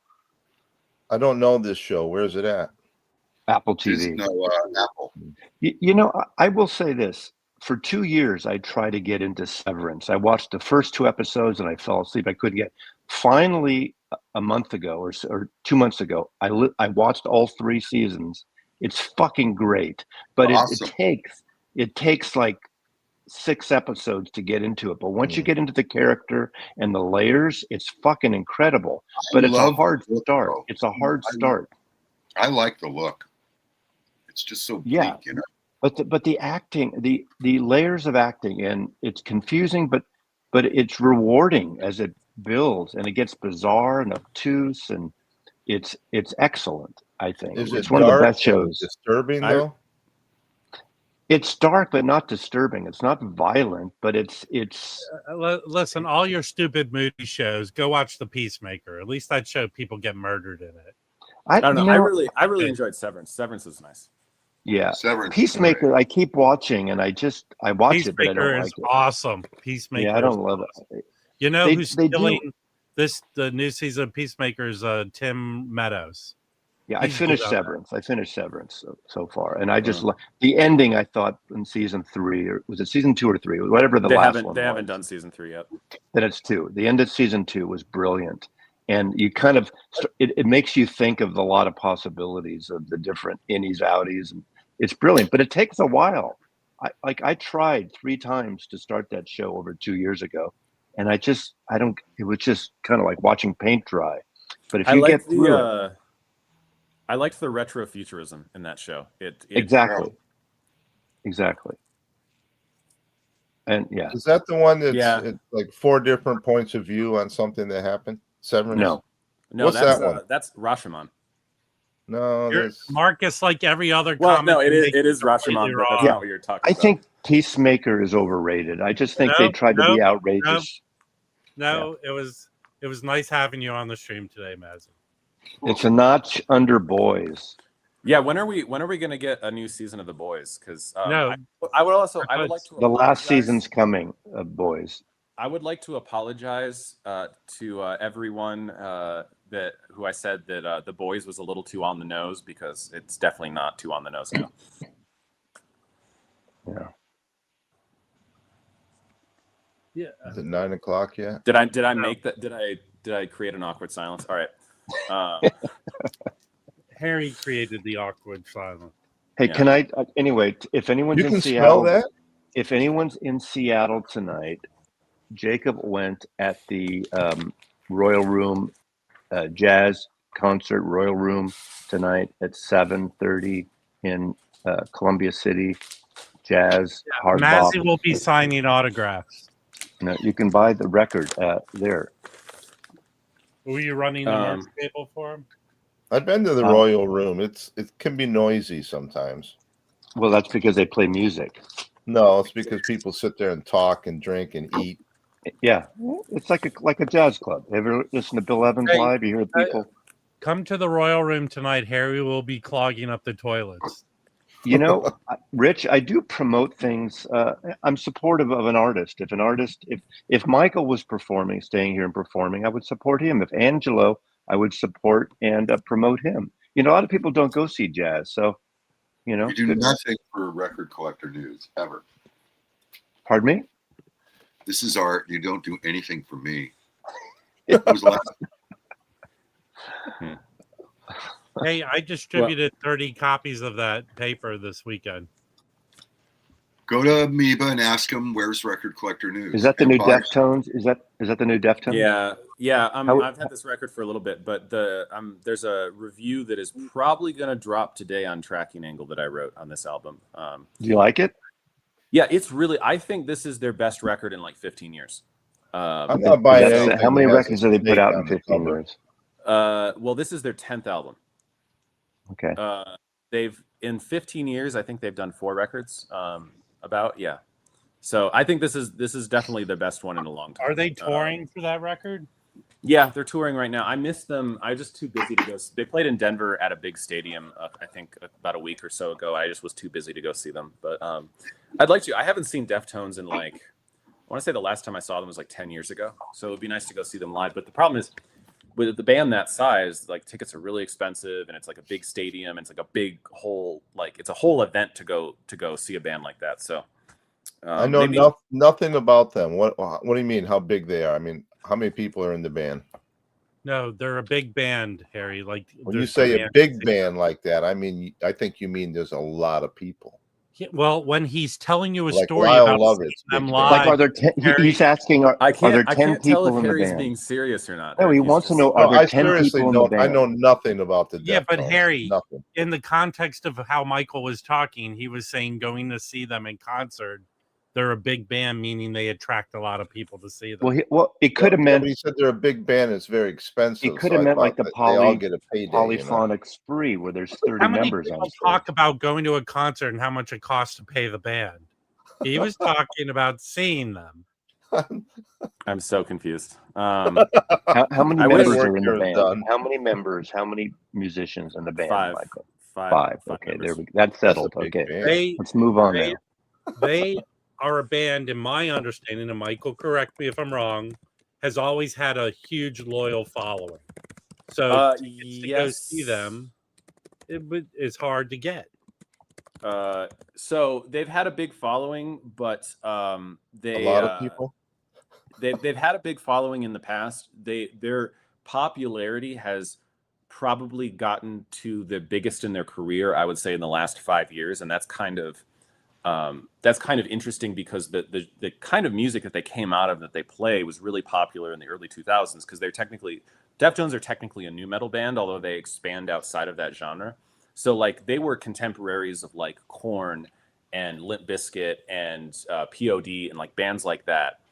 But it's weird, and I talk about this in review, that just like Gen Z and Gen Alpha have really embraced Deftones. They've gotten very popular because of like TikTok and Instagram and social media, and so they're this band that's been around for like over 30 years, and they're probably at the biggest popularity they've had since the beginning of their career.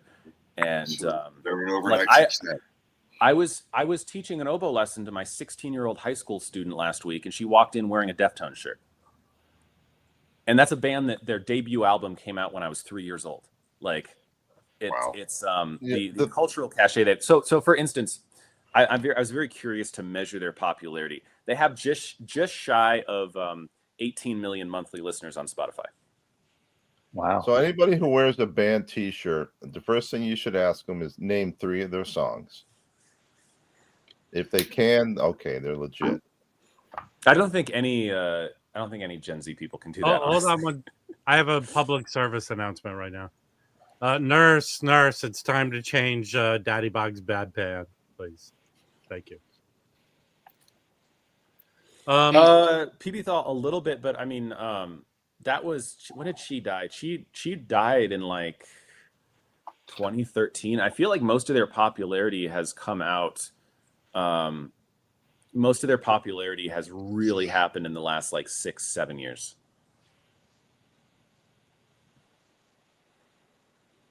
I mean, is that the definition of you being loyal to the band, to name 3 of their songs? They're not a singles band. But no, still, I mean, you should know. Are you asking? Was that a question for me? I really like people. A couple, like Harry said it, and someone in the chat said it. I think it's fair, if you really like a band, you should know 3 of their songs. That's not outrageous to ask. No, I understand, but that's not the definition of a band successful. No, it's not. But they might have a T-shirt. Patrick, the band is from Sacramento. Like they're Sacramento. Who is Sha Xing? Who's that? Chi Cheng was their bass player. He was in a car accident in 2008 that left him in a coma, and he passed away. I want to say from his coma, he died. I want to say around 2013. So they haven't, like, the band is all original members except for their bass player. They had Sergio Vega from Quicksand played with them for about 10, 15 years.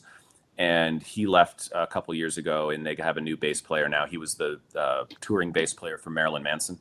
That's their new bass player. Does anybody know a band called Big? I think it's Big Sand or Giant Sand. Giant Sand, yeah. Giant Sand. Somebody is named Big Sandy or something. Giant Sand, I think, is one of those spin-offs like Golden Smog of the Wilcos and of the. I've got a friend that talks about them a lot, and I know right. nothing Isn't it part of that South? It's Calexico, all those bands, right? Are you looking it up, Michael? No, Calexico. Tucson Symphony did a concert with Calexico. Yeah, they did a thing at the in London at the what's the big theater? It starts with the B. The Balk. Anyway, with the symphony, they're great. Yeah, Giant Sand. Yeah, exactly. That's Calexico. Okay, Calexico's a spinoff. I have the CD. I have Giant Sand CD. Harry, why did you ask that question? Because a friend of mine is always talking about how great they are, and I know nothing about them, so I thought maybe one of you guys. But if you're into the whole Calexico, all those Southwest bands, I mean, Wilco's not part of that, but they're in that Americana thing in the '90s that was really kind of happening. The one 2000s. The one really funny thing, I mean, not funny, but it's just kind of a bummer. Like the one bummer is, Tucson Symphony had this orchestra manager that's very hip to like rock music and stuff like that, and he'd always try to do some, like every season we do some cool collaboration with an Arizona-based artist. And we were in the fall of 2023. One of the season openers was going to be Tucson Symphony playing with Calexico. And I was of course supposed to be on that, but then that's when I got the Air Force job, and I went on sabbatical for the 23 season, and so then I didn't get to play with Calexico. I almost played with Calexico. Barbican, the Barbican. That's where the Calexico, the live CD of Calexico, the DVD of Calexico at the Barbican is a wonderful video and performance. I don't know if anybody saw, but I put up an entire concert from 2005. I put it up on YouTube of Dave Alvin and Chris Miller playing at a bar in New York City. It looks like it's Nice. professionally shot. It does. What did you shoot it with? I didn't. I found a box of stuff I opened up, and then there was a DVD in there. I have no idea where I got it. It was a burned DVD. I don't know who sent it to me or how I got it, but I put it up on YouTube. Cool. Why Nice. can't you share? Why can't you share a link in the chat, Harry? Oh, I guess I could. Geez, it's so hard to deal with people that don't understand how technology works. Old farts. Well, I wish everyone happy Rapture Day. And Happy Jazz Jewish tonight at New the Year, Royal. happy Rapture. before I end the stream, I'd I'd like say that. everyone to End it with the Blondie song. before I end the stream, I'd like everyone to congratulate Mazzy for not waking Jacob up during this whole Well, stream. I don't think I did. Nicely done. Okay, here's the link if anybody's a Dave Alvin fan. All right, there's the link. Thanks for that. Everyone get it. Yeah. Congratulations, Mazzy. On Everyone what? enjoy this link. I'm not waking up your house guest. Right. I have that. I put the headphones so we wouldn't have Rob's voice. Okay, That's the, and before I end the stream, here's what's going to happen later today. Hey, Jacob. Hey, Mazzy. How'd you sleep last night? Okay, until I heard you just mumbling all morning. Thank you. I told Portland them I'm Record gonna be Show, on- October 5th, for everybody that wants to know. And then a Seattle show, October 11th. tomorrow, Wednesday, auction on Whatnot at noon Who's Pacific. doing what? Who's doing what? Okay, never mind. All right. Thank you for coming by. Enjoyed everyone's company. Thank you, Angelo Kelly, and everyone have a good day. Bye. Ciao. Bye.